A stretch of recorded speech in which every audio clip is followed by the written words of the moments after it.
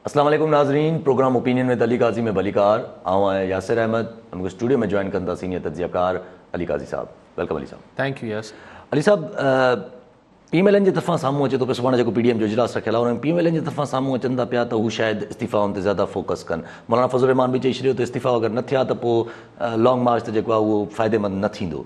पर peoples party जे तरफ़ां छा ईंदो, या अञा शक आहे या इस्तीफ़ा अची सघनि था, पर या त हू वोट ऑफ नो कॉन्फिडेंस जी पंहिंजी टेल वठंदा। ॾिसो, सुभाणे PDM जो इजलास आहे। इन में हिन दफ़े मुस्लिम लीग नून ऐं मौलाना फज़लुर रहमान पहिरीं मीडिया में अची ॿुधाइनि पिया त हू छा चाहिनि था। अॻु में PDM जे पीपल्स पार्टी पहिरीं मीडिया में अची ॿुधाए रही त असीं चवंदा ई आहिनि त फ़ैसिला PDM कंदी, पर पीपल्स पार्टी पहिरीं फ़ैसिलो करे ॿुधाईंदी त असीं हीअं चाहियूं था।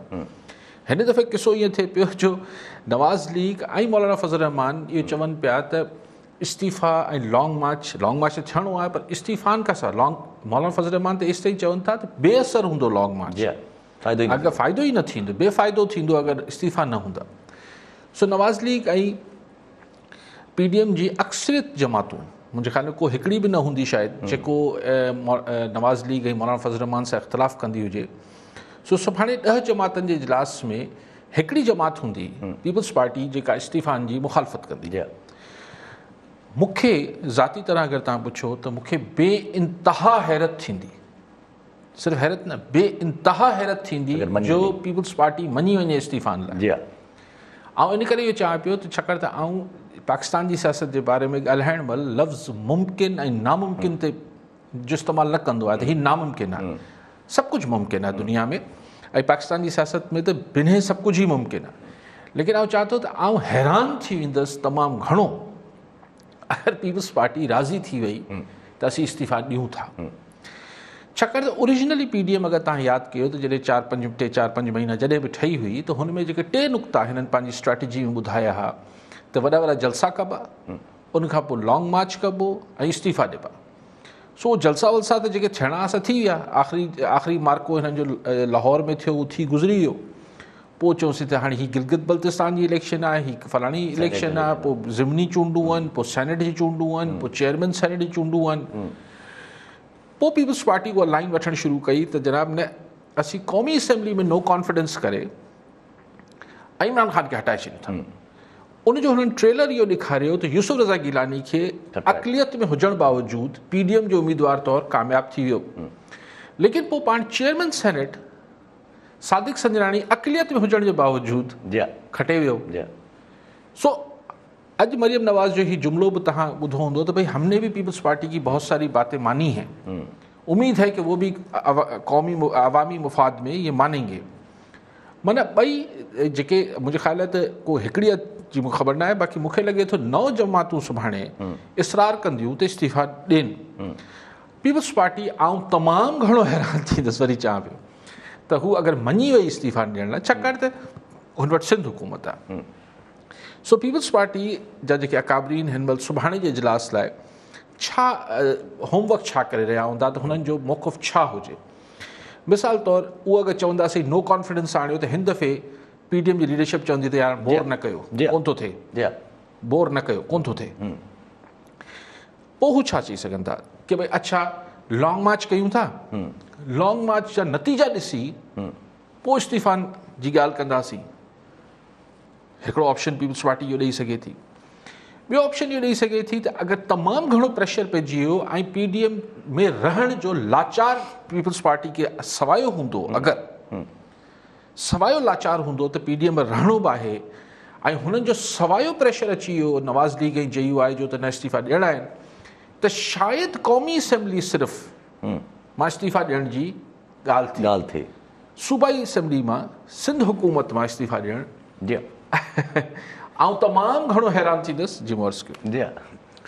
सो सुभाणे को इजलास जेको आहे, आउं नथो चाहियां त हिकु हिकाणी थी वेंदी, ईअं न आहे। PDM आहे, सभिनी जी ज़रूरत आहे, नवाज़ लीग जी ज़रूरत आहे पीपल्स पार्टी जी ज़रूरत आहे PDM, नवाज़ लीग JUI। लेकिन ज़ाहिर आहे मुफ़ादात जो स्पेशली पीपल्स पार्टी ऐं नवाज़ लीग जे विच में जेके मुफ़ादात जो टकराव आहे वो ओतिरो ई संजीदा ऐं संगीन आहे जेतिरो मुफ़ादात जो टकराव इमरान ख़ान ऐं पीपल्स पार्टी ऐं इमरान ख़ान ऐं नवाज़ लीग जे विच में आहे। फ़र्क़ु सिर्फ़ु इहो आहे त हीअ जेके पुराणी ॿ पार्टियूं आहिनि हिननि हिक ॿिए खे हाणे तकलीफ़ न ॾियण जो इरादो कयल आहे। ख़ुदा ख़बर इरादा बि तब्दील थी वेंदा आहिनि, पर हिननि खे इहो आहे त हिक ॿिए मां हिननि खे को सिधी रीति तकलीफ़ न पहुचंदी। इमरान ख़ान सिधी रीति क़यादत खे तकलीफ़ पहुचाए पियो। सो अगरि सवायो लाचार हूंदो पीपल्स पार्टी खे PDM में रहण जो, त जीअं मूं तव्हांखे 2 ऑप्शन ॿुधाया, पर अगरि सुभाणे आउं नथो चाहियां हिकु खाणी थी वेंदी, पर सुभाणे अगरि पीपल्स पार्टी बिल्कुलु लचक अगरि न ॾेखारी ऐं हुननि बि अगरि सोचे वरितो त यार हाणे पीपल्स पार्टी में आसिरो कोन्हे, त पाण खे ॾाढ बिल्कुलु सिधा नज़र अची वेंदा PDM में। जी ठीकु आहे अली साहब। कॉलर सां गॾु मोहम्मद अनवर चांग सांगड़ मां। जी चांग साहब, छा सवाल हूंदो? साईं मोहम्मद अनवर चांग थो ॻाल्हायां, ॻोठ घुंटण ज़िले सांगड़ मां। सभु खां पहिरियों काजी साहब खे सलाम साईं। सवाल असांजो इहो आहे त हिकिड़ो सियासत मां अदम बर्दाश्त जेको आहे उहो ख़तमु थी वियो आहे। ईअं जीअं लाहौर हाई कोर्ट में या इस्लामाबाद हाई कोर्ट में गिल साहब जेको हमलो थियो आहे शाहबाज़ गिल ते, त उहो बि हिकिड़ो तमामु वॾो मस हारी वई आहे, उन बेज़न सां हमलो थियो आहे। उन खां पहिरियां 2 ॾींहं अॻु में साईं एहसान इक़बाल जेको जूते जो हमलो थियो हिकिड़ो, उन ते तजुर्बो कंदा। ॿियो त सुभाणे जेको पीपल्स पार्टी PDM जो इजलास आहे साईं, उन में छा पीपल्स पार्टी इस्तीफ़ा ॾियण ते राज़ी थींदी, जे न थींदी? ठीकु आहे चांग साहब। सिर्फ़ु बर्दाश्त जो एलिमेंट तॾहिं थींदो आहे चांग साहब जॾहिं किसो सियासी हुजे। हिते ज़ाती आहे, केरु चए थो सियासी किसा आहिनि? जेका पॉलिटिक्स थिए थी असांजे मुल्क में उहा ज़ाती नोयत ते थिए थी, ज़ाती दोस्ती, ज़ाती दुश्मनी आहे, ज़ाती मुफ़ादात। सो जॾहिं माण्हू ज़ातियात ते लहंदो आहे त हिक ॿिए खे बेदा बणंदो आहे, ठुशा बणंदो आहे, अला ख़ैर करे कुझु ॿियो न हणनि हिक ॿिए खे। हाणे मरियम साहिब खे जेको चवनि था त उनखे थ्रेट आहे, त माना पर्सनल थी वियो। सो शयूं पर्सनल आहिनि, त पर्सनल ज़ाती झेड़े में तव्हांखे हैरानगी छो थी थिए इन ॻाल्हि ते? बाक़ी ॿी ॻाल्हि ते तव्हां सॼी शुरू में ॻाल्हि करे आयसि। ठीकु आहे सभु कॉलर सां गॾु वाहिद बख़्श अबड़ो कंबर मां। जी अबड़ो साहब, छा सवाल हूंदो? जी अस्सलाम वालेकुम साईं। वालेकुम अस्सलाम। साईं मरियम नवाज़ जेको केस खोलियो आहे नेब वारनि, त मरियम नवाज़ ॻाल्हाए थी इदारनि खे, उनखे ज़मानत ज़मानत खां पोइ इदारनि खे थी ॻाल्हाए। अहिड़ो सर इदारे खे इलेक्शन कमीशन खे वज़ीर आज़म ॻाल्हायो, उन्हनि खे बेशरम बेहया कोठे वियो, ऐं तव्हांजो तर्जुमान जेके आहिनि उहे उन्हनि खे कोठे विया, त उन्हनि जे सर ख़िलाफ़ एक्शन नेब नथी खणे, उन्हनि जे ख़िलाफ़ खणे थी। छा चकर आहे साईं? साईं को इहो थोरो पुछणो आहे। ठीकु आहे अबड़ो साहब। अबड़ो साहब, हिकिड़ो त इदारे में फ़र्क़ु आहे। इलेक्शन कमीशन आहे, मरियम साहिबा ॿिए पासे ॻाल्हाए पई, लेकिन ॿी असल ॻाल्हि इहा आहे त नैब जो इहो कमु किथां आयो? नैब जो कमु आहे त भई मरियम नवाज़ करप्शन कई आहे, करप्शन जो इल्ज़ाम आहे, ठीकु आहे। अगरि छाकाणि त अगरि मरियम नवाज़ कंहिंजी ज़ाती साइकिल बि चुराई आहे त इहो बि नैब जे दायरे इख़्तियार में नथो अचे, इहो त पुलिस जो केस आहे। चोरी जा केस बि हैंडल करणु, ही त पब्लिक मनी, अवामी पैसे जी अगरि किथे करप्शन थियल आहे त नैब जे दायरे इख़्तियार में उहा ॻाल्हि अचे थी। मरियम नवाज़ कहिड़ा बयान ॾे थी नथी ॾे, इन जो नैब सां कहिड़ो वास्तो आहे? मूंखे त ॻाल्हि सम्झ नथी अचे।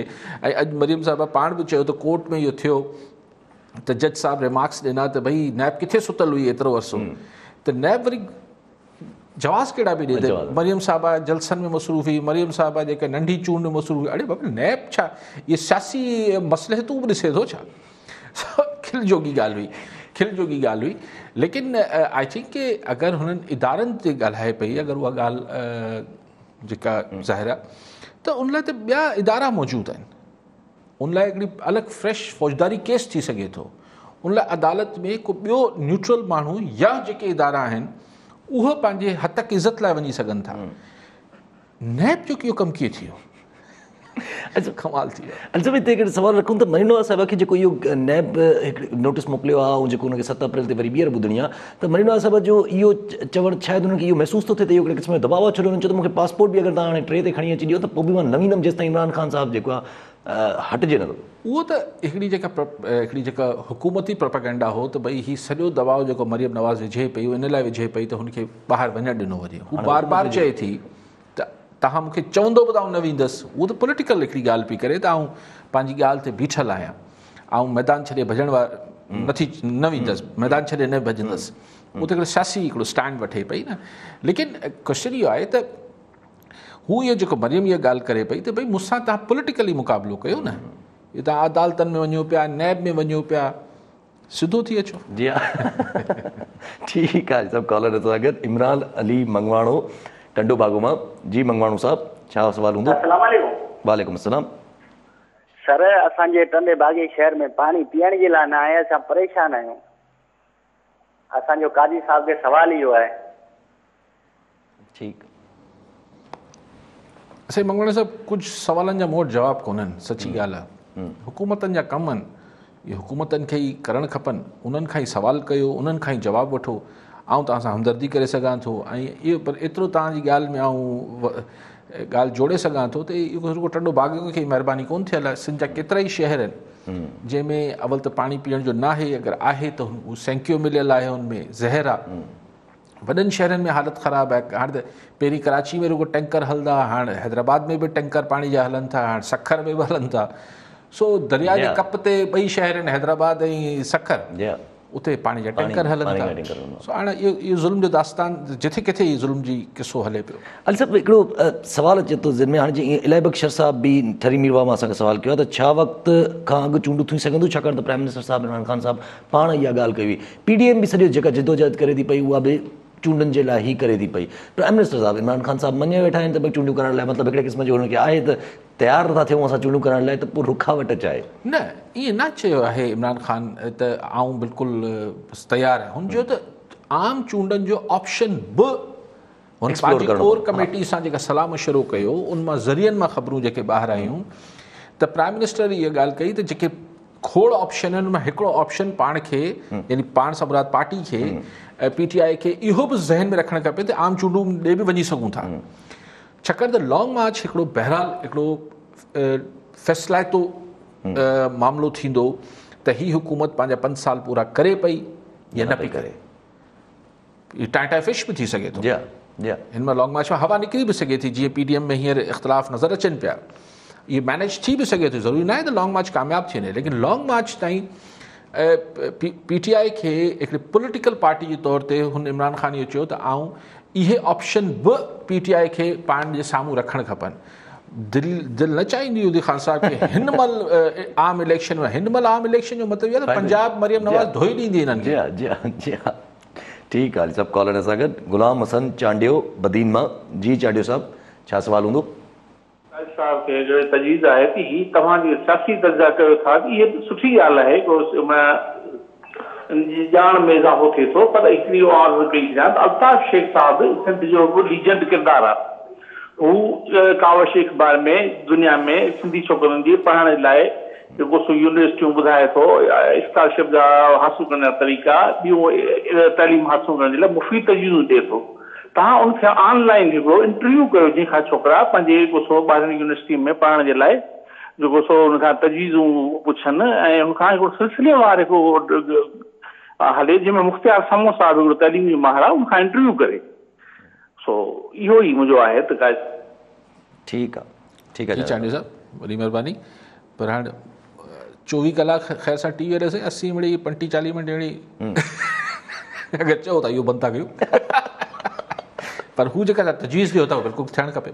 ठीकु आहे। अच्छा, इन में अगरि जेको PDM जे ॾारनि जी ॻाल्हि अचे थी पई, त सवालु उभिरे थो त पीपल्स पार्टी लाइ सिचुएशन त काफ़ी टफ आहे। पीपल्स पार्टी लाइ माना अगरि कंपेरेटिव ॾिठो वञे त, छो जो इन दी एंड पीपल्स पार्टी लाइ विन विन सिचुएशन त नथी बीहे न। अगरि हू धरणे लाइ बि फुल ऑन हेड ऑन करे थी त बि को फ़ाइदो एतिरो न आहे। ऐं अगरि नथी करे, पीपल्स पार्टी में अगरि आऊं वेठो हुजां, मूंखे ख़बर न आहे पीपल्स पार्टी कीअं सोचे थी। छाकाणि पीपल्स पार्टी हींअर PDM जो हिसो आहे, तमामु हींअर सफ़ा भाउ लॻा पिया आहिनि, त उहो कोन चवां। आऊं मिसाल अगरि पीपल्स पार्टी में हुजां त आऊं छा सोचां? आऊं सोचां त यार अगरि हींअर इमरान ख़ान हुकूमत वञे थी ऐं आम चूंडूं थियनि थियूं त मूंखे पीपल्स पार्टी खे कहिड़ो फ़ाइदो? छा पंजाब पूरो तक़रीबन ठीकु आहे, KP में बि हू कंदी। ख़ुदि अगरि सिंध में नवाज़ लीग मरियम नवाज़ अची कैंपेनिंग शुरू कई त हिते बि मसइला पैदा करे सघे। सो मूंखे कहिड़ो फ़ाइदो थियो? अच्छा, अगरि 2.5 सालनि खां पोइ थी थियनि चूंडूं, अच्छा, ऐं मुंहिंजी 2.5 साल जी हुकूमत बि हली वेंदी, हरू भरू सिंध हुकूमत, ठीकु आहे। पर जे इलेक्शन पंहिंजे मुदे ते थियनि थियूं 2.5 सालनि खां पोइ, त बतौर पीपल्स पार्टी आऊं इहे सोचींदसि, अगरि हुजां हा या सोचां ऐं इन करे पाण ते रखी चाहियां पियो पीपल्स पार्टी जा चवंदा कि काई साहिबु कीअं थो चए असांजे आउं पाण ते सोचां त आउं इहो छा थो त 2.5 सालनि खां पोइ नवाज़ लीग जो हीउ जेको बयानीअ जो हिन महिल हिकिड़ो उरूज ते ग्राफ आहे ई झको थींदो ज़ाहिर आहे वक़्त सां शयूं रोज़ हिकिड़ी करे करे थधियूं थींदियूं त पोइ मता पंजाब में बि कुझु सदर्न पंजाब में ख़ासि तरह शायदि को पीपल्स पार्टी जो बि चाढ़ो थी वञे जेको PTI जो वोट बैंक टुटंदो मतां उहो कुझु हिसो पीपल्स पार्टी खे मिले ठीकु आहे सो हींअर आम चूंडूं पीपल्स पार्टी खे बि कहिड़े वारे में अचनि थियूं नथियूं अचनि हिन महिल वारे में अचनि थियूं त ॿिनि धुरियुनि खे अचनि थियूं नवाज़ लीग खे त अचनि थियूं ॿियो मौलाना फज़ल रहमान खे अचनि थियूं जॾहिं की मौलाना फज़ल रहमान इहा ॻाल्हि सम्झंदो हूंदो त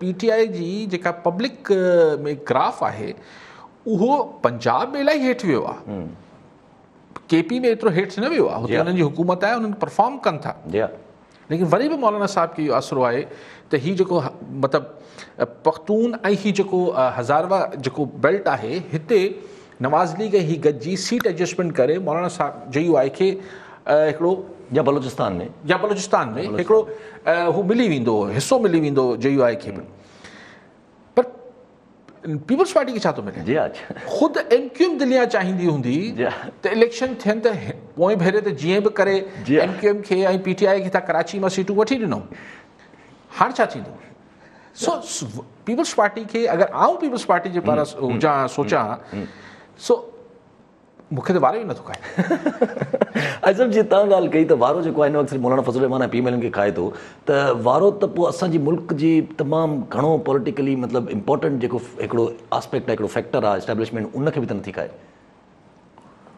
ॾिसो हाणे उन जा इंट्रस्ट खे पाण नथा असेस करे सघूं ऐं TV ते वेही इहो बहस बि नथा करे सघूं बहरहाल इदारा बि हुजनि था इदारनि में फ़र्द बि हुजनि था सो कॾहिं कॾहिं फ़र्दनि जा बि मुफ़ाद हुजनि था मिसाल ज़ियाउलक हो हिकिड़ो फ़र्द हो लेकिन इस्टेब्लिशमेंट जो सरबराह हो परवेज़ मुशर्रफ साहिबु हो त कॾहिं कॾहिं हिकिड़ी सिचुएशन्स हुजनि थियूं हाणे उनखे पाण TV ते न बहस करे सघंदा ठीकु आहे अली साहब असां वटि फेसबुक ते कॉल पंहिंजो सुवालु आहे अब्दुल गफ़ार शर डहरकी मां पुछियो आहे त जेकॾहिं PDM वारा इस्तीफ़ा नथा ॾियनि पिया त पोइ रुगो लॉन्ग मार्च ते इमरान ख़ान जी हुकूमत हली वेंदी आउं त सम्झां थो हा अगरि उहो लॉन्ग मार्च वाह मुंहिंजा 2 टे अगरि हमेशह हुजनि त अॼु खां न आहिनि अगरि उहो लॉन्ग मार्च लख खनि माण्हू हक़ीक़ी लख माण्हू इस्लामाबाद में D चौक में दाख़िल थी विया उते जीअं अॼु मौलाना फज़ल रहमान चयो आहे त असीं 2 टे ॾींहंनि में उथंदासीं कोन पोइ अगरि न उथंदा त एतिरो वॾो क्राइसिस आहे की हुनखे पोइ कालिहनि खां सवाइ ॿियो को रस्तो कोन बचंदो यानी वॾे अंग में माण्हू बि हुजनि इहे 15-20 हज़ार माण्हुनि सां कमु न हलंदो लखनि माण्हू हुजनि D चौक में दाख़िल थी वञनि वेही रहनि ऐं वेठा रहनि राति जो घर न हलिया वञनि ऐं नथो सम्झां त पोइ इस्तीफ़ान जी बि ज़रूरत पवंदी लेकिन जेका पाण अॻु में डिस्कस कयो पिए त पीपल्स पार्टी जे तरफ़ां जेको पाण हरूभरू सोचियो पिए त अगरि इलेक्शन सूट नथी करे अच्छा हिन महिल अगरि PDM खां पीपल्स पार्टी धार थी वञे हिकिड़े मफ़रूज़े ते ॻाल्हायूं पिया ठीकु आहे वरी वांदा वेठा आहियूं कचहरी पिया कयूं त अगरि PDM खां धार थी वञे थी पीपल्स पार्टी त पीपल्स पार्टी खे इहो ज़हन में ज़रूरु हूंदो त वक़्ती तरह कुझु बि थिए कहिड़ो बि रिलीफ मिली वञे लेकिन जेका ॻाल्हि आउं तव्हांखे साल खनि खां चवां थो त ख़ान साहिबु जेॾी महिल बाक़ी PDM खां यानी पोइ 10 जमात बदिरां 9 जमातनि खे जॾहिं फ़ारिग़ थी वेहंदो उहो सिंध हुकूमत में ज़रूरु हथु विझंदो इहो पीपल्स पार्टी बि सम्झे थी ॾिसो हुते बि त PDM जा 7 सेनेटर फिरी विया न सिंध में हाणे ॿ ॿिया इहे जेके PTI वारा बि अची विया आहिनि 102 आहिनि न मेंबर टोटल 100 मेंबर ठीकु आहे 168 टोटल हाउस आहे अधु घणो थियो जेसिताईं तव्हां कॉलर ॿुधो हिसाब कॉलर वठी था हटूं पहिरियों तुफ़ैल जमाली नवाब शामा जी जमाली साहिबु छा सवाल हूंदो सर मुंहिंजो सवाल अली काई साहिब खां आयो आहे त सिंध मंझि सिहत जो जेको पंहिंजो हाल आहे उहो त एॾो बुरो आहे जो हुन ते माण्हू जेतिरो ॻाल्हाए ओतिरो घटि आहे कल्ह घुटकी मंझि जेको आहे हिकिड़ो नौजवान फौत थी वियो आहे उनजी लाश खे खणण जे लाइ अस्पताल इंतिज़ामिया एम्बुलेंस न ॾिनी आहे उहो हुनखे चिंची फटे ते खणी हलिया विया आहिनि कुझु टाइम अॻु में इहो जेको आहे असांजे सिहत खाते जेको आहे माना चयो त असां लाश खणण जे लाइ एम्बुलेंसूं थोरी बीहारियूं अस्पतालनि में, त पोइ एम्बुलेंसूं आख़िर अस्पतालनि में छो बीठियूं आहिनि, कहिड़े कम जे लाइ आहिनि, या सिर्फ़ु तेल इन ख़र्च जे लाइ त जेको आहे असां वटि एतिरियूं एम्बुलेंसूं आहिनि, इन जे लाइ मुंहिंजो साईं खां सवाल आहे त इहो छाजे करे इहो कयो थो वञे, छो माण्हुनि खे अज़ियतूं ॾिनियूं थियूं वञनि। ठीकु आहे, छा कंहिंजो लाश न खणी जी हा, एम्बुलेंस छाजे लाइ बीठियूं आहिनि बाक़ी? बहरहाल इहो इंसानी नुक़्ता निगाह सां हिकिड़ी इंसानी हुनजे त तव्हां जमाई साहिबु सही था चओ, लेकिन जेको हेल्थ डिपार्टमेंट पंहिंजी पॉलिसी ठाहियल आहे त एम्बुलेंस जेको आहे उहो सिर्फ़ु जेको आहे जान बचाइण लाइ इस्तेमालु थिए, लेकिन सवाल हिन सां गॾु ॿियो हुजे थो त पोइ जेके एम्बुलेंसिस जेके आहिनि घर जी भाॼी वठणु वञनि थियूं उहो छा बंदि थी वियूं आहिनि? जेके एम्बुलेंसिस जेके आहिनि ज़ाती डॉक्टर साहिबान जे कंहिं सभिनी जे न उन्हनि जे जेको आहे उहो ज़ाती फैमिली खे चकर ॾियारण लाइ वञनि थियूं, उहो छा बंदि थी वियो आहे?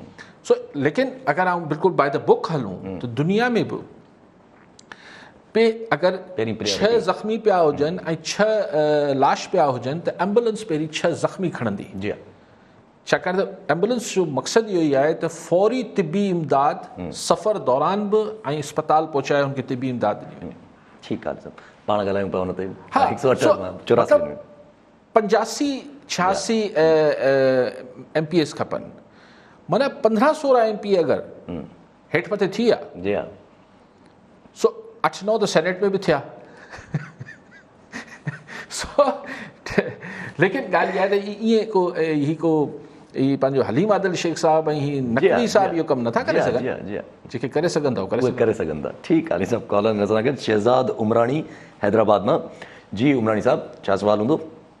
अस्सलाम वालेकुम अली साहब, अॼु हैदराबाद प्रेस क्लब में हिकिड़ो प्रोग्राम हो कंज्यूमर राइट्स जे हवाले सां, जेको इंटरनेशनल डे 15 मार्च जो हूंदो आहे। अच्छा, उते जेका एसोसिएशन अॼु जे प्रोग्राम कयो, कंज्यूमर एसोसिएशन ऑफ पाकिस्तान जी, उन्हनि जो ॿियो त तमामु घणी ॻाल्हियूं सही हुयूं, पर हिकिड़ी ॻाल्हि उन्हनि जी ॾाढी अजीब क़िस्म जी हुई त ईंदड़ रमज़ान जे पहिरियां 10 रोज़ा जेके एग्रीकल्चर जूं शयूं आहिनि रिगार्डिंग मतिलबु फ्रूट ऐं वेजिटेबल्स, उन्हनि जो बाइकाट कयो त जीअं महांगाई घटि थिए। त मां हुननि खां सवाल कयो त पाकिस्तान में 90 लख फैमिलियूं डायरेक्ट ज़रात सां वाबस्ता आहिनि ऐं उहे बज़ार ख़ुदि कंज्यूमर बि आहिनि ऐं प्रोड्यूसर बि आहिनि। जेकर तव्हां उन्हनि जे इन्हनि शयुनि जो बाइकाट कंदो एज अ कंज्यूमर एसोसिएशन तव्हां या असां हिकिड़े प्रेस क्लब तां कॉल ॾियो पिया, त छा उन्हनि जे जेके मफ़ादात आहिनि या जेको सॼो साल महिनत करे जेका प्रोड्यूस पैदा कनि था ज़रात जी या फ्रूट जी, छा उहा मुतासिर न थींदी? उन्हनि जो चेयरमैन साहब हो कोकित इकबाल साहब, उहो मूंखे जवाबु न ॾेई सघियो ऐं ॻाल्हि घुमाए छॾी। त उन में मां अली साहब खे चाहींदुसि त उहो हिन ते पंहिंजी राय ॾे त हेॾो सारो हिकिड़ो पाकिस्तान जो फैमिली आहे, कंज्यूमर जेको 90 करोड़ माण्हू आहिनि, उन्हनि जे उहो मफ़ादात खे कीअं थो हेठि करे सघे हिकिड़ी शहरी 5-10% आबादी जे लाइ? उन ते थोरी महिरबानी तव्हांजी रहनुमाई। उमराणी साहब, हिकिड़ी ॻाल्हि इहा आहे त अहिड़ी कंहिं अपील ते ईअं थी न वेंदो, तंहिंजे करे एतिरो तव्हां परेशान न थियो। अहिड़ी अपील ते थी नथो वञे, माण्हुनि जी मर्ज़ी हुजे थी, महांगी शइ वठनि था। ॿी ॻाल्हि इहा आहे त छाकाणि त असां वटि सोसाइटी खे रेगुलेट कंदड़ इदारा जेके आहिनि, ओवरऑल सोसाइटी, चाहे ट्रैफिक रेगुलेट करणी हुजे, चाहे प्राइसिस रेगुलेट करणी हुजनि, चाहे कुझु बि रेगुलेट करिणो हुजे, असां वटि हू रेगुलेटरी इदारा जे छाकाणि त पंहिंजो कमु नथा कनि, त पोइ ही आउट ऑफ फ्रस्ट्रेशन या आउट ऑफ एंगर अहिड़ी वॉइसिस पाण खे ॿुधण लाइ मिलनि थियूं। एक्सट्रीम जेके माण्हू मतिलबु हड़ताल करे छॾियो, रोड ब्लॉक करे छॾियो, भई रोड ब्लॉक थिए थो, हज़ारे वीचारा मरीज़ हे हो सभु परेशान थियनि था, लेकिन माण्हुनि खे इहो आहे त छा कयूं, पुलिस इंसाफ़ नथी करे, फलाणो इंसाफ़ नथो करे, ढमकाइण जी ज़्यादती थिए, कोई नोटिस नथो वठे। सो ही अगरि असां वटि रेगुलेट कंदड़ इदारा ठीकु हुजनि त न पोइ स्ट्राइक्स थियनि, न पोइ ही सभु शयूं अहिड़ी कॉल्स अचनि। जेसिताईं सुवाल इहो आहे त 90% तव्हां इहो चयो त 5-7% माण्हू शहरनि में रहनि था, इहो बि तव्हांजो थोरो फिगर्स ठीकु न आहिनि, लेकिन शहर में हुजनि या ॿाराड़ी में हुजनि, ॻाल्हि इहा आहे त महांगाई त सभिनी खे end of the day effect करे थी। अगरि शइ महांगी आहे, अगरि हिकिड़ो आबादगार बि हिकिड़ी शइ महांगी विकिणी, पोइ वञी जेका ॿी शइ हू ख़रीद करे थो, उहा बि हुनखे महांगी मिले थी। मिसाल कणिक महांगी विकिणे थो ऐं वञी खीर महांगो वठे थो, त ॻाल्हि त बराबरि थी वञे थी। या उहो अगरि वञी पंहिंजो जूतो या पंहिंजो को अदर स्टफ या पेट्रोल वञी वठे, जेको बि वठे थो, एंड ऑफ द डे उहो महांगाई या इन्फ्लेशन त सभिनी खे ई मुतासिर करे थी। बहरहाल तव्हां हुननि सां परेशान न थियो। अहिड़ी मतिलबु हुननि जो आउं हुननि खे को तंज़ न पियो कयां, आउं चवां पियो त ही हिकिड़ी आउट ऑफ फ्रस्ट्रेशन कॉल्स आहिनि। अगरि इहे दुनिया में इहे कमु रेगुलेटरी अथॉरिटीज़ हुजणु खपनि, छो रमज़ान में शयूं महांगियूं थियनि, पर थियनि थियूं। ठीकु आहे साहब। पाण वटि फेसबुक ते सुवाल आहे नूर नवीद खोड़ जाती चोल मां, हुनजो पुछण जा सियासत जे हिसाब सां ॻाल्हियूं वञनि पई त छा हुकूमत खे वाक़ई लॉन्ग मार्च खां एॾो ख़ौफ़ज़दा आहिनि जो अपोज़िशन खे ॿ चकर कल्ह बि एॾो ऑफर कई अथऊं ॻाल्हाइण लाइ, कल्ह बि ऑफर कयूं ॻाल्हाइण लाइ, पर अॼु बि कई अथऊं। हू त हाणे चवनि पिया त अचो इलेक्शन रिफॉर्म्स ते ॻाल्हायूं। हू ॻाल्हियूं छाकाणि त पहिरीं त सम्झ न पिया त छा ते ॻाल्हायूं, ऐं नारो त नहीं देंगे।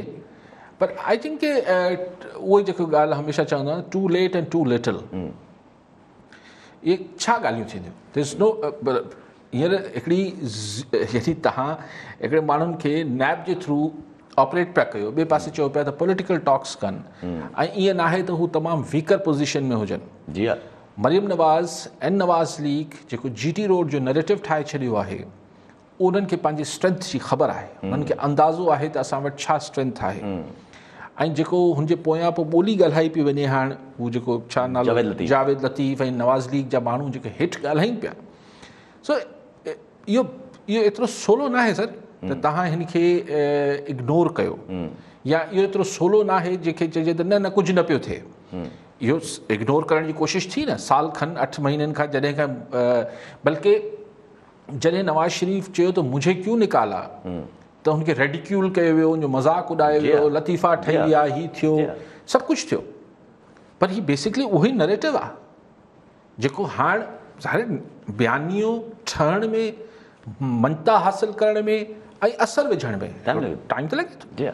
सो इन तव्हां 2.5-3 सालनि में ॾिसो त, ऐं बेसिकली जेका कैलकुलेशन जी थोरो ग़लति कैलकुलेशन थी वई आहे, आउं सम्झां थो जिन्हनि बि कैलकुलेशन कई हुननि सम्झो त नवाज़ शरीफ़ एतिरो रिएक्ट न कंदो, ऐं उनखे इन लाइ इलेक्शन खां पहिरीं मौक़ो ॾिनो वियो त हू ॿाहिरि हलियो वञे। हू पंहिंजी धीउ सूधो पंहिंजी घरवारी खे उते छॾे, जेका डेथ बेड ते हुई, हू मोटी आयो, जेल हलियो वियो। ॾुखियो उते थी वियो, न त शायदि कैलकुलेशन इहा हुई त ईअं नवाज़ शरीफ़ ईअं न कंदो, त न सिर्फ़ु हुन कयो बल्कि एतिरो एक्सट्रीम ते हलियो वियो आहे जो हाणे। ऐं मसइलो इहो आहे त नवाज़ शरीफ़ अगरि हिन बलूचिस्तान जो हुजे हा, या KP जो हुजे हा, या सिंध जो हुजे हा, त पोइ त ख़ैर ॻाल्हि ॿी हुई। हू पंजाब जे GT रोड खे रिप्रेज़ेंट करे पियो, ॾुखियाई आहे। हिते हिकिड़ो सुवाल आहे, पर कॉलर वठी वेठो, पोइ अचूं था हिन ते। मीर ख़ादिम रज़ा टालपुर पीर जो गोड़ मां। जी टालपुर साहब, छा सुवाल हूंदो? वालेकुम अस्सलाम। अर्ज़ु इहो आहे त अदम बर्दाश्त ॾाढी वधंदी पई वञे, ॾींहों ॾींहुं हिक ॿिए ते हमला वधंदा पिया वञनि, हिननि जा मुस्लिम लीग नून जा ऐं पंहिंजो तहरीक इंसाफ़ जा। हाणे जेको हिन जी सिचुएशन में जेकॾहिं हे चवनि था त असां वञूं था पिया हेॾां पंहिंजो लॉन्ग मार्च करणु, त थी सघे थो उहो बि पंहिंजा कारकुन कढी अचनि। जेकॾहिं इहो थोरो वधियो मामिलो त इहो खूनी तसादुम में न पियो वञे साईं, जेको आहे मां त नथो सम्झां त हाणे को इहो आस्ते आस्ते वधे पियो वधंदो, कंहिंमें बर्दाश्त कोन रही आहे। जेको आहे अॻ में नून लीग वारनि ते थोरो हमिलो थियो त वरी उन्हनि जेको आहे सो चयो त असां 1 जा 10 हणंदासीं, सुभाणे हे 1 जा वरी 20 हणंदा तहरीक इंसाफ़ वारा, त मामिलो त लॻे थो त तमामु असांजो ॾुखियो थो वञे। काज़ी साहिब खां मां इहो पुछंदुसि त हे ठीकु आहे। मीर साहब, हमेशह आउं चवंदो आहियां छुरी गिदरे ते किरे या गिदरो छुरी ते किरे, नुक़सानु त गिदरे जो आहे। सो हुकूमत अगराई करे विढ़ंदी, ख़ुदा न ख़ास्ता जीअं तव्हां लफ़्ज़ इस्तेमालु अला ख़ैर करे, खून ख़राबो त अलॻि शइ आहे, लेकिन जेतिरो वॉयलेंस वधंदो, जेतिरी जेको आहे तशद्दुद थींदो, जेतिरा अहिड़ा इवेंट्स थींदा, त नुक़सानु त गिदरे खे थियणो आहे, नुक़सानु सरकार खे थींदो आहे। सो ऐं सरकार वटि छाकाणि त ताक़त हुजे थी, रियासती ताक़त गॾु हुजे थी, तंहिंजे करे बर्दाश्त ऐं तहमुल जो जेको हाणे कल्ह जेको लंडन में थियो आहे, त उते हिकिड़ी माई खे कंहिं शायदि रेप करे मारियो आहे, की पुलिस वारे ते इल्ज़ाम आहे। उते जेके इंग्लैंड जी ख़वातीन आहिनि, उहे हिन हवाले सां वञी हुननि गुल जीअं थींदा उहे कंदा आहिनि, हिकिड़े चौक ते वञी गुल विधा अथनि ऐं सॉलिडारिटी शो सॉलिडारिटी शो कनि था ऐं ॿधी जो इज़हार कनि था, कैंडल्स ॿारीनि थियूं। उते पुलिस वारे कड़के पिया त तव्हां करोना जी हू कयो पिया, बनकड़ी कयो पिया। उते वरी ॿियो गोड़ थी वियो, चवंदा कयूं पिया चलो। त क्वेश्चन इहो आहे त सरकार खे हमेशह रिस्ट्रेन जो मुज़ाहिरो करिणो हूंदो आहे। पब्लिक सां सरकार अगरि टकराव में अचे थी त उनजो सदाई नुक़सानु गिदरे खे थींदो, यानी सरकार खे थींदो।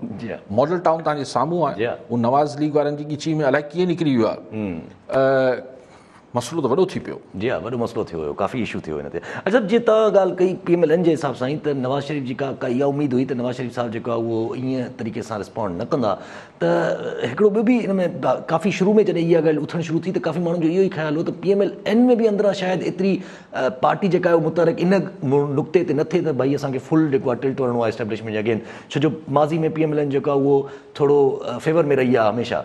त ऐं जे मुशर्रफ साहिबु जेको आहे जॾहिं नवाज़ लीग खे पहिरियों चकर वापसि मोकिलियो तॾहिं त टुटी पई, काफ़ लीक ठही वई, हिन चकर बि का अहिड़ी उमेदु हुई पर अहिड़ो कुझु न थियो। फ़र्क़ु आयो आहे, तव्हां चयो त थोरो सपोर्ट में एस्टेब्लिशमेंट जे न रही आहे, नवाज़ लीग खे त ठाहियो एस्टेब्लिशमेंट, लेकिन पोइ हीउ जेको ॾिठासीं कुझु एपिसोड थिया, जनरल जहांगीर करामत खे फायर कयो, मतिलबु फारिग कयो हिननि, पोइ वरी मुशर्रफ साहिबु, लेकिन पोइ जॾहिं उनखे थोरो सख़्ती वख़्ती आई ऐं विच में माण्हू पिया त नवाज़ शरीफ़ शहबाज शरीफ़ सॼी फैमिली वञी माठ करे सऊदी अरब वेही रहिया, रिज़ाइनमेंट न आयो। पोइ सिर्फ़ु पोइ जीअं तव्हां चवाणी त सॼी नवाज़ लीग क्यू लीग में मटिजी वई, इवन मुशाहिद हुसैन जहिड़ो माण्हू बि क्यू लीग में हलियो। हाणे हिकिड़ी डिफरेंट नवाज़ लीग आहे ऐं हाणे नवाज़ शरीफ़ खे पहिरीं एक्चुअली जेको मुशर्रफ साहिब जे ज़माने ताईं हिननि जा फ़ैसिला जेके मतिलबु हतमी फ़ैसिलो कंदा हुआ उहो मियां शरीफ़ साहिबु पाण कंदा, बुज़ुर्ग जेके हिन जा वालिद हुआ, हाणे हू आहिनि कोन। सो हाणे फ़ैसिला करे थो नवाज़ शरीफ़ पाण, ऐं नवाज़ शरीफ़ ते जेको सभिनी खां वधीक इन्फ्लुएंस करे थो उहो संदसि धीउ आहे मरियम नवाज़। ऐं ॿई फ़िलहालु ऐं मरियम नवाज़ जेको स्टैंड वठी वेठी आहे उहो बहरहाल थर्ड वर्ल्ड कंट्रीज़ में हमेशह चवां थो ख़ातून हुजे ऐं हिकिड़ी मज़ाहमत बि कंदी हुजे ऐं जाज़िबे नज़र हुजे त यस यू कांट स्टॉप। तव्हां सॼी थर्ड वर्ल्ड कंट्री जी हिस्ट्री खणी वठो, अगरि ख़ातून हुजे, मज़लूम हुजे ऐं पोइ मज़ाहमत जो बि तड़को हुनखे लॻल हुजे, तव्हां अहिड़े प्रोडक्ट खे, पॉलिटिकल प्रोडक्ट खे कीअं रोके सघो था? ॾुखियो आहे, तमामु ॾुखियो आहे, नामुमकिन का शइ न आहे, पर ॾुखियो ज़रूरु, तमामु ॾुखियो आहे।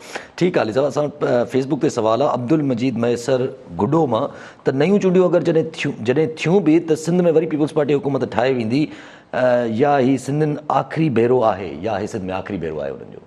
गुडू मां साईं फ़ोन कयो, गुडू मां मैसेज कयो। ओके से हाणे इहो त आउं नथो चई सघां, इहो त सिंध जे माण्हुनि खे फ़ैसिलो करिणो आहे त उहे कंहिंखे वोट ॾियनि था ऐं कंहिंखे नथा ॾियनि, पर सरे द सिंध में का political party as such alternate में पीपल्स पार्टी जी आहे कोन। PTI नो, जिथे पीपल्स पार्टी जी कॉन्स्टिट्यूंसी आहे उते त PTI आहे ई कोन। ख़ुदि कराची में बि हिन दफ़े PTI खे सेट बैक पवंदो, ठीकु आहे। हाणे रहिजी वई GDA जा बि हिकिड़ा पॉकेट्स आहिनि, उते ई हू ऑपरेट करे थी। सो जेको पीपल्स पार्टी लाइ ईंदड़ इलेक्शन में जॾहिं बि थियूं, जेको वॾो चैलेंज हूंदो, उहे इंडिविजुअल्स, उहे जेके शख़्सियतूं हाणे एकड़ हिकिड़ो ॿ दाणा जेके रहिजी विया आहिनि ज़िलनि में, जेके पीपल्स पार्टी में अञा ताईं न विया आहिनि,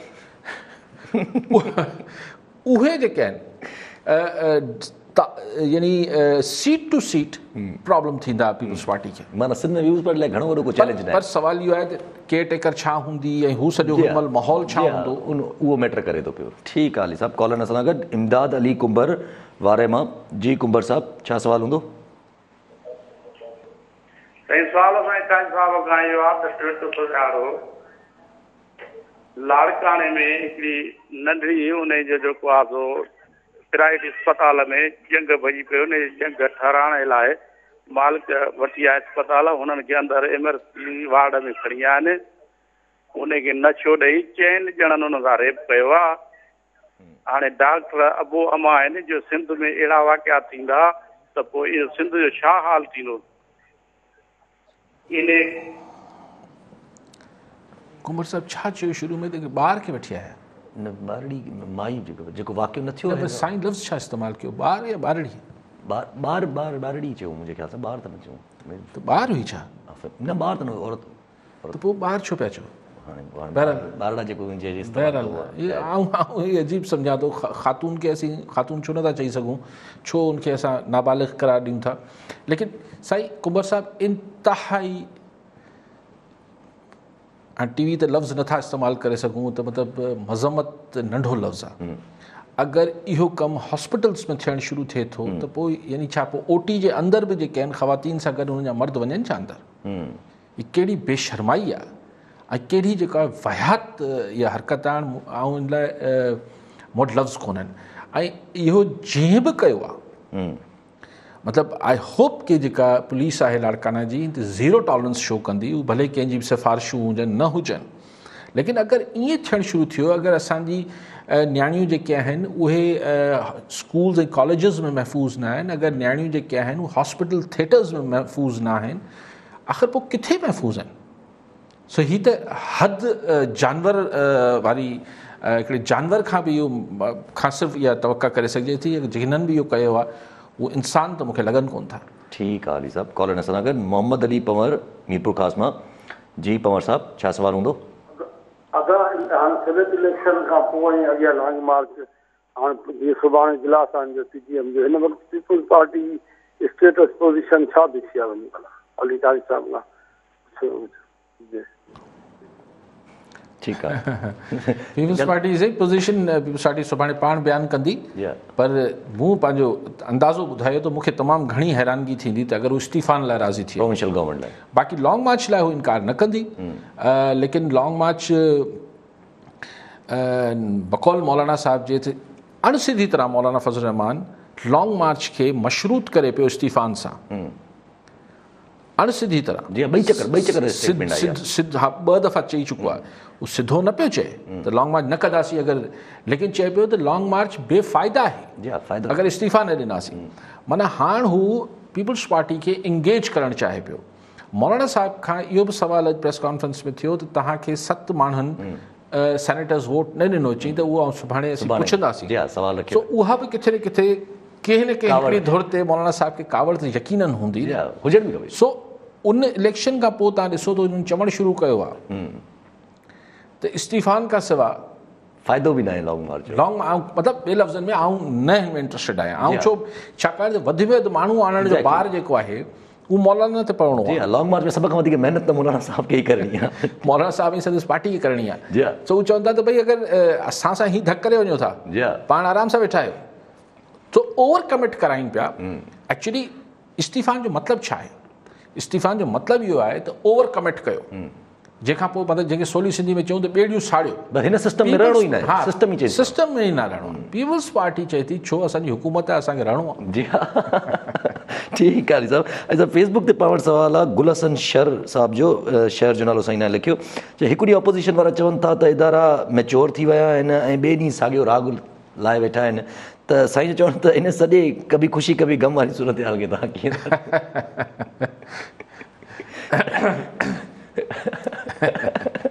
साईं कभी ख़ुशी कभी गम ई आहे अपोज़िशन लाइ, छाकाणि त अञा ताईं हुननि न ॿुधायो पीपल्स पार्टी वारनि, छाकाणि त इहा ॻाल्हि हू चवनि पिया त इदारा जेके आहिनि न्यूट्रल थी विया आहिनि, इदारा जेके आहिनि गैर जानिबदार आहिनि। पोइ हाणे छा थियो, ई 7-8 वोट ख़ारिज थी विया। अॼु बि चवनि पिया त प्रिज़ाइडिंग ऑफिसर बिल्कुलु ठीकु आहे, प्रिज़ाइडिंग ऑफिसर खे भले इल्ज़ाम ॾियो, भला उनजी वज़ाहत त कयो त वीचारे गफ़ूर हैदरी साहिबु मौलाना खे छो न वोट कयो? जी हा, उहो त संसदा लोटा थिया न। ओहो, हू जेके गिलानी साहिब खे न मिलिया उहो त वीचारा माशूमड़ा ग़लती सां वोट ग़लति लॻी वियो। गफ़ूर हैदरी साहिब खे त संसदो न ॾिनो अथव न, त माना लोटा त तव्हांजे हुन में आहिनि न, रैंक एंड फाइल में मौजूदु आहिनि। अच्छा, अगरि अॻिते वधूं त पिया त साईं जो सवाल जेको हो, त साईं जो सवाल जेको आहे इहो पीपल्स पार्टी खे हिन जी क्लैरिटी सां, छाकाणि यूसुफ रज़ा गिलानी पाण इहो बयानु ॾिनो ऐं पोइ बिलावल साहिब बि अहिड़ो को तासो ॾिनो त महसूसु ईअं थिए थो त यूसुफ रज़ा गिलानी साहिब त घटि में घटि वज़ाहत करे वठे त हाणे छा ख़्यालात अथसि? ठीकु आहे सर। ऐं पाण अगरि इन ते ॻाल्हाए वेठो, अॼु जेका पंहिंजो वफ़ाक़ी सरकार खुलियाम अची प्रेस कॉन्फ्रेंस करे इलेक्शन कमीशन खां इस्तीफ़ा जो मुतालबो करे छॾियो आहे। कमाल करे छॾियो। मूं तव्हांखे अर्ज़ु कयो, तव्हांखे यादि हूंदो त हाणे इमरान ख़ान साहिबु हाणे इलेक्शन कमीशन जे पोयां लॻंदा, ॻाल्हि इहा आहे त इहो कमु अगरि अपोज़िशन करे थी त नैब इस्तीफ़ा ॾेई छॾे, इलेक्शन कमीशन इस्तीफ़ा, त उहो सिर्फ़ु मुतालबा आहिनि।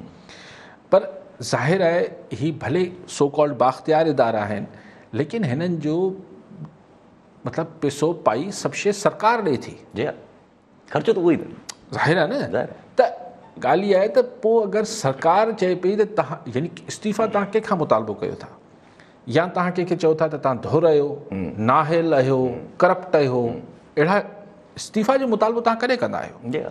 सो तव्हां जॾहिं इलेक्शन कमीशन खां इस्तीफ़ा जो मुतालबो कयो पिया, त हाणे सरकारी ब्यूरोक्रेसी ऐं सरकार जेको आहे इलेक्शन कमीशन सां छा वर्ता रखंदी डे टू डे बिज़नेस में। ऐं ॻाल्हि इहा आहे त अहिड़े इलेक्शन कमीशन सां जंहिंखे तव्हां हाणे हिकिड़ी इस्तीफ़ा जहिड़े मुतालबे ताईं लही आया आहियो, त पोइ अहिड़े इलेक्शन कमीशन जे हेठि तव्हां इलेक्शन कीअं कराईंदो? हू त चवनि नई इलेक्शन कमीशन ठाहियो, अचो वियो पार्लियामेंट में। हू त अपोज़िशन त वेहे नथी, अची चवंदी असीं वेहंदासीं कोन, हू गवर्नमेंट सां कोन वेहंदा फ़िलहाल। हू लॉन्ग मार्च ऐं अगरि इस्तीफ़ा न बि त लॉन्ग मार्च ताईं त हू कंहिंसां ई न वेहंदा, ऐं अगरि कंहिंसां वेहंदा बि त हू गवर्नमेंट न हूंदी।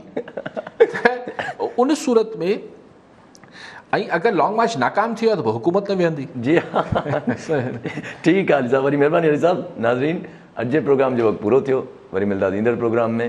दुआ में।